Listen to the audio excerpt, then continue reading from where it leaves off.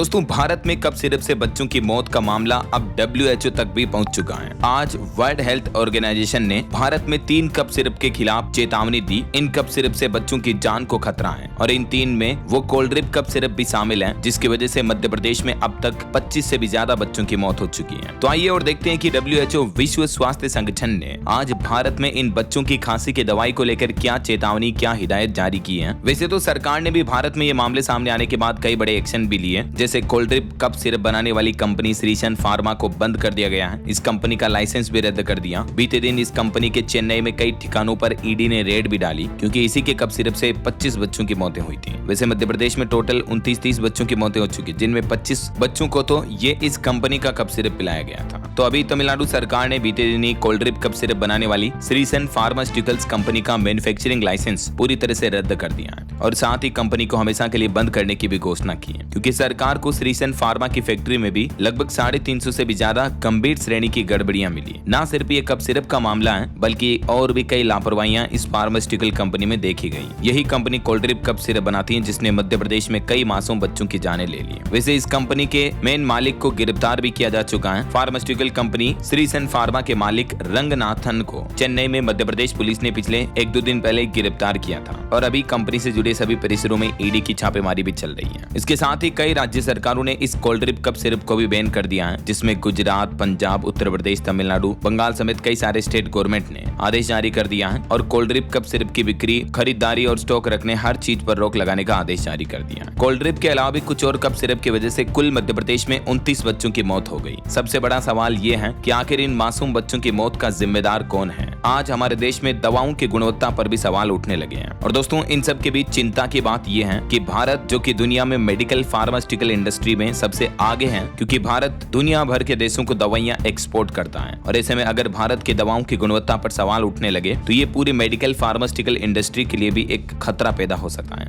इस बीच CDSCO यानी केंद्रीय औषधि मानक नियंत्रण संगठन ने भी दवाओं की गुणवत्ता की निगरानी को लेकर रिपोर्ट्स में बड़ी खामियों को उजागर किया है और ये मामले सामने आने के बाद मध्य प्रदेश के छिंदवाड़ा में जो कफ सिरप कांड हुआ, उसके बाद सरकार ने भी देश में दवा नीति में कुछ बदलाव किए हैं। कुछ नए नियम भी लागू किए हैं, जिसके तहत अब हर सिरप में डाइथिलीन ग्लाइकोल की जांच कराना जरूरी होगा। ये देख सकते हैं, गवर्नमेंट की तरफ से ये अमेंडमेंट नोटिस भी जारी किया गया। अब फार्माकोपिया में क्या क्या बदलेगा, तो रॉ मटेरियल की जांच की जाएगी। फिनिश्ड सिरप की लैब टेस्टिंग में DEG, EG के लिए अलग अलग पैरामीटर जोड़े जाएंगे और किसी भी सैंपल में 0.1% से ज्यादा की मात्रा मिलने पर उत्पाद not of standard quality NSQ घोषित होगा। तो ये सख्त पाबंदियां देखने को मिलेगी भविष्य में कफ सिरप पर। चाहे कोई सी भी कंपनी बच्चों के कफ सिरप बना रही हो, उन सभी की जांच और टेस्टिंग होगी। एक और चौंकाने वाला खुलासा ये भी सामने आ रहा दोस्तों कि 8 राज्यों में जो कफ सिरप को बैन किया गया, वो कफ सिरप अभी भी उत्तर प्रदेश लखनऊ में बिक रहा है और इसका इस्तेमाल नशे के लिए किया जाता है। 4 कार्टन कोडीन सिरप और कई दवाइयां भी मिली, जिनका इस्तेमाल ड्रग्स की तरह, नशे की तरह किया जाता है। क्योंकि एक चिंता की बात ये भी है दोस्तों कि इन कफ सिरप में जो हानिकारक केमिकल बच्चों को नुकसान पहुंचा सकता है, उस केमिकल की मात्रा 48% तक पाई गई, जबकि सरकार के नॉर्म्स हैं कि 0.1% से ज्यादा वो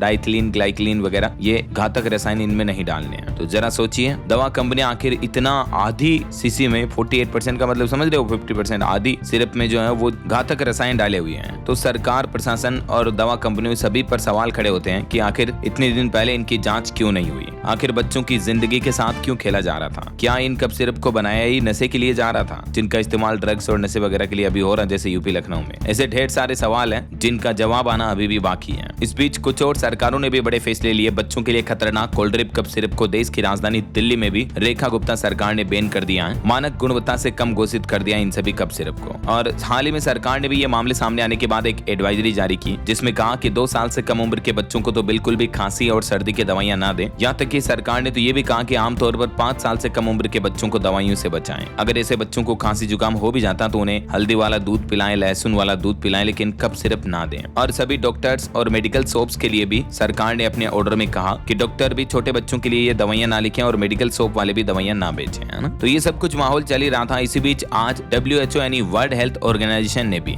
इस कफ सिरप मामले को लेकर भारत में चेतावनी जारी की, जो कि भारत सरकार के लिए एक बहुत ही सीरियस बात है। विश्व स्वास्थ्य संगठन ने कहा कि भारत में 3 मिलावटी कफ सिरप चल रहे हैं, जिसमें एक तो श्रीसन फार्मास्यूटिकल की कोल्ड ड्रिप हो गई, दूसरी रेडनेक्स फार्मास्यूटिकल्स की रेसिपी फ्रेश TR और तीसरी है शेप फार्मा फार्मा की री लाइफ, ये तीनों कोल्ड ड्रिंक्स के जो कप सिरप हैं ये मानकों पर खरे नहीं उतर पाए हैं और न्यूज एजेंसी रॉयटर्स के मुताबिक WHO ने कहा कि ये तीनों कप सिरप गंभीर जोखिम पैदा कर सकते हैं, यहाँ तक कि बच्चों की जान जाने के लिए खतरा पैदा करने वाली बीमारी का कारण भी बन सकते हैं। अब WHO ने दुनिया भर के देशों से कहा कि उनके यहाँ ये दवाइयाँ मिल रही हैं तो इसकी भी हमें जानकारी दें। जरा देखिए, अब भारत की जो दवाइयाँ दूसरे देशों में एक्सपोर्ट हो रही हैं उन पर ये सवाल, ये उंगलियां खड़ी हो रही हैं, तो ये भारत की मेडिकल फार्मास्यूटिकल इंडस्ट्री के एक्सपोर्ट के लिए कितना बड़ा खतरा है, राइट। कोल्ड ड्रिंक वही कप सिरप है दोस्तों जिससे 5 साल से कम उम्र के मध्य प्रदेश में 25 बच्चों की मौत हो गई, क्योंकि इस सिरप में डाइथिलीन ग्लाइकोल की मात्रा 500 गुना ज्यादा जा पाई गई। मैंने आपको बताया ना 46 से 48% थी मात्रा, जबकि गवर्नमेंट के नॉर्म्स हैं 0.1 से 0.34 तक ये मात्रा रखी जा सकती है। वैसे अभी ये मामले सामने आने के बाद हमारे यहाँ भी सरकार ने एक्शन लिए, सिरिसन फार्मा का लाइसेंस भी रद्द कर दिया है, कंपनी भी बंद हो चुकी है। ये जो कोल्ड ड्रिंक में घातक रसायन है, इस वजह से बच्चों की किडनियां खराब होती हैं, किडनी फेल हो जाते हैं और मल्टीपल ऑर्गन फेलियर की वजह से बच्चों की जान चली जाती है। 48% जो रसायन मिला वो जहर है बच्चों के लिए। और इस बीच केंद्र सरकार की ये गाइडलाइंस की डिटेल भी आप देख सकते हैं। 2 साल से कम उम्र के बच्चों को तो बिल्कुल भी कप सिरप नहीं पिलानी है। तो ये रहा दोस्तों बच्चों के कप सिरप मामले को लेकर और WHO का इंटरफेयर का अपडेट। उम्मीद है आपको जरूर जानने मिला होगा। वैसे आपकी क्या राय और विचार है ऐसे मुद्दों पर, सरकार को क्या एक्शन लेना चाहिए? आपकी राय विचार कमेंट करके बताएगा जरूर। और बाकी इस वीडियो को लाइक और शेयर करना, DLS न्यूज चैनल को सब्सक्राइब करके बेल आइकन जरूर दबा देना, रोजाना ऐसे इन्फॉर्मेटिव जानकारियां, महत्वपूर्ण समाचार देखते रहने के लिए। ओके, ख्याल रखिएगा अपने आप का, अपने परिवार का। मिलेंगे अगले नेक्स्ट अपडेट में, तब तक के लिए जय हिंद, जय भारत,